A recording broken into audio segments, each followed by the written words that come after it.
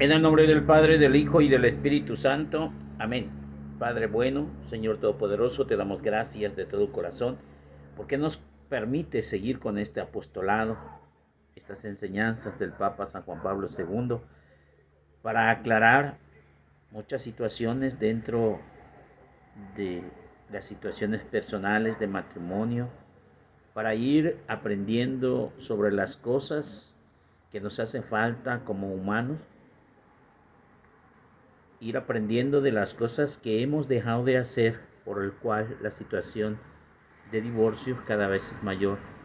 Señor, te suplicamos que en tus santísimas manos tú bendigas los matrimonios, las parejas, los esposos que ya están en matrimonio, para que no haya esas divisiones, y aquellas personas que se encuentran lejos, aquellas personas que están distanciadas, aquellas personas que están amancebadas, empiecen a caer en cuenta que estamos llamados para estar en un solo cuerpo, en un solo matrimonio, pero que no se haga nuestra voluntad sino la tuya.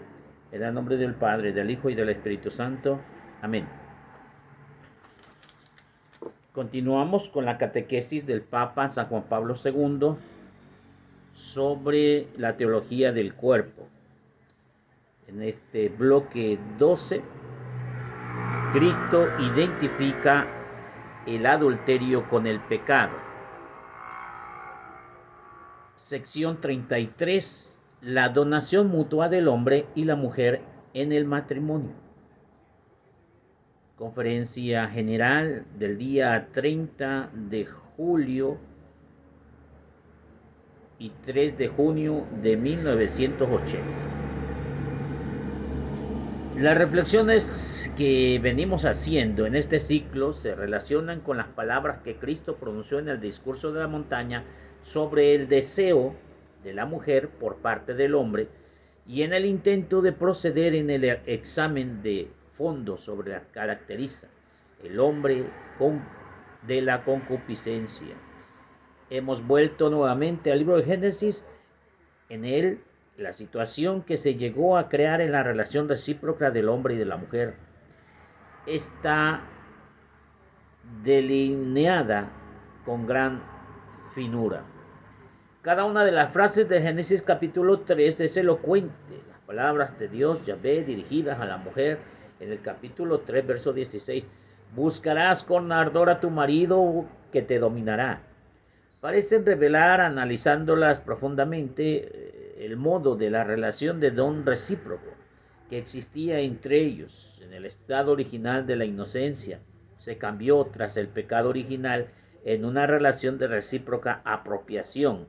Si el hombre se relaciona con la mujer hasta el punto de considerarla como un solo objeto del que hay que apropiarse, y no como don del mismo tiempo, se condena a sí mismo al hacerse también de él, para ella, solamente objeto, apropiación y no don.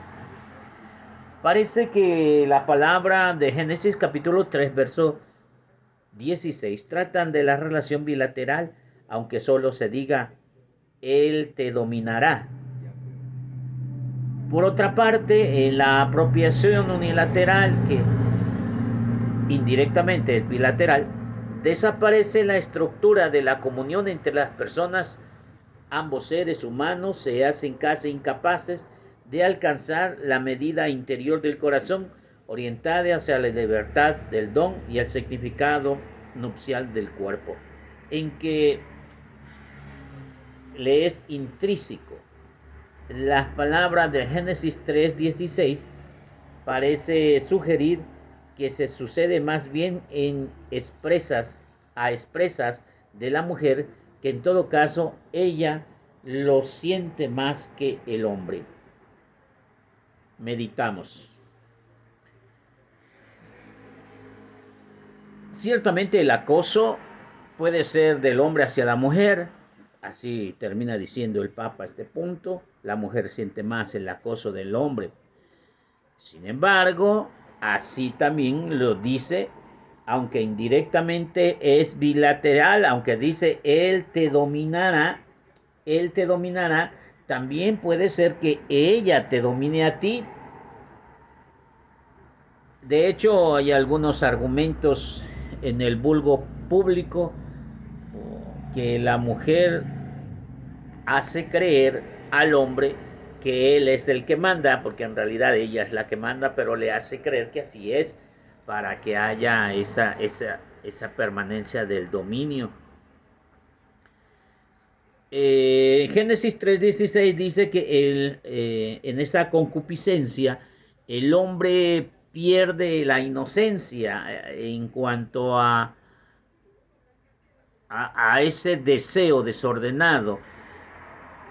En la inocencia se respetaban mutuamente, nadie poseía a nadie, pero después de que cometen el error, la desobediencia, comen del fruto prohibido y ahora el hombre ya no las ve como un don, como un regalo de Dios, como parte de su cuerpo, sino más bien lo ve como algo como un objeto que hay que obtener, que es necesario sacarle jugo. Y en ese mismo instante también la mujer mira al hombre con deseos impuros también, ¿por qué no hay que decirlo? Continuamos. Merece la pena prestar ahora la atención al menos en este detalle. La palabra de Dios, Yahvé, según el libro de Génesis, capítulo 3, verso 16, buscarás con ardor a tu marido que te dominará. Y las palabras de Cristo, según San Mateo, en el Evangelio de San Mateo, capítulo 5, verso 27-28, el que mira a la mujer deseándola ya cometió pecado. Permiten vislumbrar un cierto paralelismo. Quizá aquí que se trata del hecho de que de que es principalmente la mujer que resulta objeto del deseo. Por otra parte, el hombre, sino más bien se trata de que, como precedente hemos puesto en relieve, el hombre desde el principio debería haber sido custodiado o sido custodio de la reciprocidad del don y de la autenticidad del equilibrio. El análisis del principio, de ese principio, como dice Génesis, muestra precisamente la reciprocidad del hombre y la responsabilidad al acoger la feminidad como don y corresponderla con un mutuo bilateral intercambio. Constata abiertamente con esto al obtener de la mujer su propio don mediante la concupiscencia, aunque el mantenimiento de equilibrio del don parece estar confiado en ambos, corresponde tanto al hombre como una especial responsabilidad como principalmente dependiéndose de que el equilibrio se mantenga o se rompa, incluso si ya se ha roto, sea eventualmente restablecido. Ciertamente la diversidad de funciones según estos anuncios a los que hemos aquí de referencia como texto clave estaba también directa por la marginación social de la mujer a las condiciones de entonces, y la Sagrada Escritura y del Nuevo Testamento y del Antiguo Testamento nos dan suficientemente prueba de ello. Pero también hay que de ello encerrada una verdad que tiene un peso independientemente de las condiciones específicas que hemos vivido a las costumbres que se determinaban en esa situación histórica.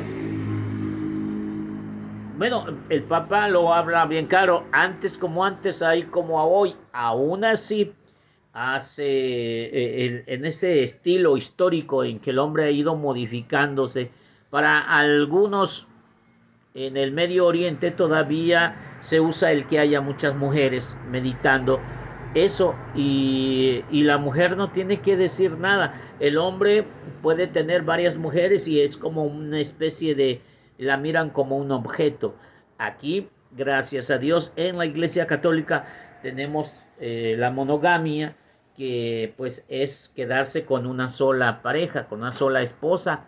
Si tiene dos o tres, entonces se llama bigamia o trigamia y va desde luego atenta contra las leyes las leyes por el civil y las leyes por la iglesia, desde luego. Pues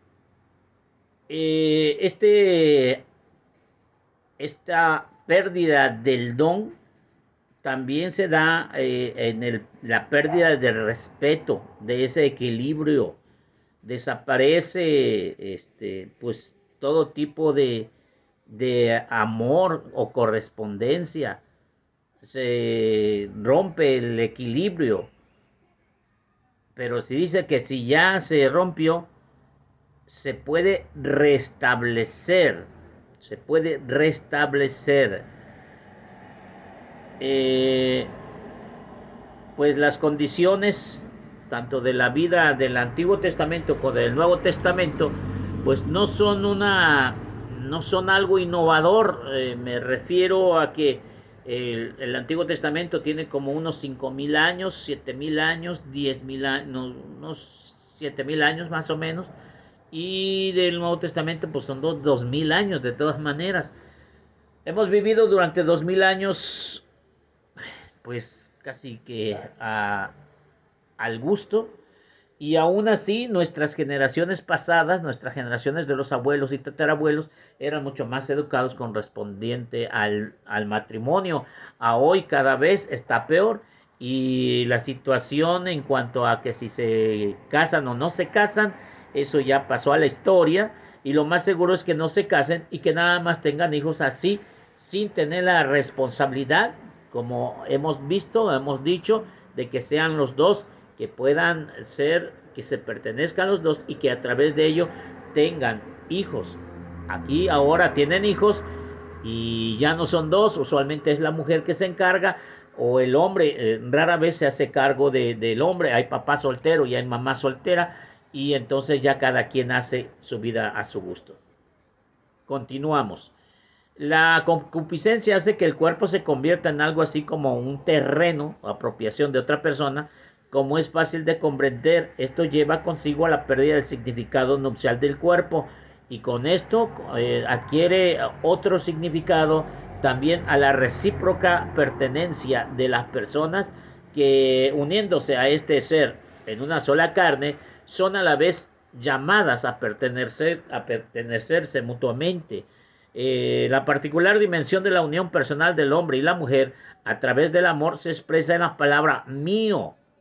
Estos pronombres que producen desde siempre del lenguaje del amor humano aparecen frecuentemente en las estrofas del Cantar de los Cantares o en otros textos bíblicos. Cantar de Cantares, capítulo 1, verso 9, 13, 14, 15 y 16. Capítulo 2, 2, 3, 8, 9, 10, 13, 14 y 16. Capítulo 3, versos 2, 5, 4, 1, 10. Capítulo 6, 3, 4, 8, 7 y 11. Podemos ver que está en todos los versículos mío, mía, de Cantar de Cantares. Son pronombres que en un significado material denotan una relación de posesión, pero en nuestro caso indican la analogía personal de tal relación. La pertenencia recíproca del hombre y la mujer, especialmente cuando se pertenecen a una cónyuge con su cónyuge en realidad en la unidad del cuerpo, se forma según esta analogía personal. La analogía, como se sabe, indica a la vez la semejanza y también la carencia de identidad, es decir, una sustancial semejanza. Podemos hablar de la pertenencia recíproca de las personas solamente si tomamos en consideración la analogía. En efecto, si en su significado originario y específico la pertenencia sobre la relación del sujeto en el objeto con el objeto, relación de posesión, y la propiedad, es una relación solamente objetiva, sino también material, pertenencia de algo, por lo tanto, de un objeto a alguien. Meditamos pues, como vemos, la palabra mía, mío son pronombres que significan pertenencia, pero en un sentido bilateral, en un sentido nupcial. Es tuyo, es tuya cuando están casados. Cuando no están casados, pues nomás están en sistema de apartado y no hay ningún compromiso. También hemos visto que algunas personas viven así en ese sistema y no queda claro cómo es eso de que unión libre, no se entiende. ¿Estás unido o estás libre? No se entiende. Es como si estuviéramos diciendo medio embarazado. No estás, o estás embarazado o no estás embarazado, o estás casado o no estás casado. ¿Es tuya o no es tuya? Hay personas que se la pasan haciendo labores de como si fuera de esposa, pero no es la esposa. La señora se levanta temprano, le arregla la ropa al marido y hace el quehacer de los chamacos, que a veces ni son de ella, son del esposo, y al final de cuentas, pues no están casados, o sea, ni siquiera, nada más está haciendo y cumpliendo con el rol de esposa, pero no es esposa. Posiblemente el hombre bien galán ande cachondeando a otra señora. Vean, entonces esas palabras mío, mía, no tiene sentido si viven en unión libre o viven en un sistema raro en la actualidad donde cada quien se le llama amigos con derechos y cada quien puede tener las novias que quiera y la chica las novios que quiera o las parejas que quiera. Número 4. Los términos mío, mía en el eterno lenguaje del amor humano no tienen ciertamente el significado índice de la reciprocidad de la donación y expresan el equilibrio de don quizá, posiblemente. Esto en primer lugar, es decir, un equilibrio de don en esa estatura de recíproca. Comunión personarum, comunidad de personas. Y esto queda instaurada mediante el don recíproco de la masculinidad y la feminidad y se conserva en ella también el significado nupcial del cuerpo.